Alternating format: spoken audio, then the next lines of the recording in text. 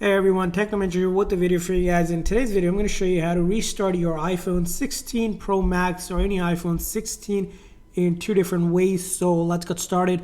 The first and the simple way, it's going to be using your buttons here. You'll see there's the volume up and volume down button along with this side button.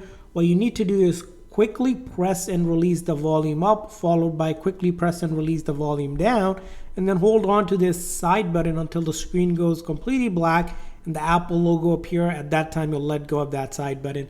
So again, quickly press and release the volume up, volume down, and then hold on to this side button. While you're doing that, make sure that you do not touch the screen. It will mess up the process of the sequence. So again, quickly press and release the volume up and then volume down before holding on to the side button. And once you do that, you see your Apple logo appear, and then you'll let go of that side button.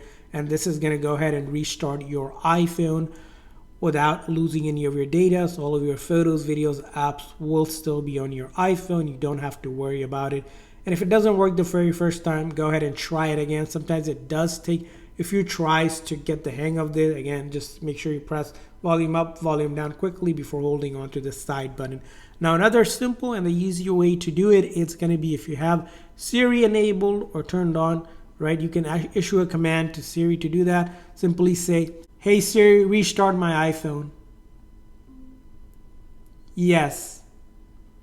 And once you issue the command, Siri will ask you to confirm. You simply say yes, and Siri can also go ahead and restart your iPhone without having to do the buttons method. So for some reason you can't get the button method to work, go ahead and try that just like that. And same exact thing, it'll basically shut down the phone software and reload the code. It will not delete any of your personal data. All of your photos, videos, apps will still be in your iPhone, and these methods will help you fix most software related issue or if you're having any problems with your iPhone.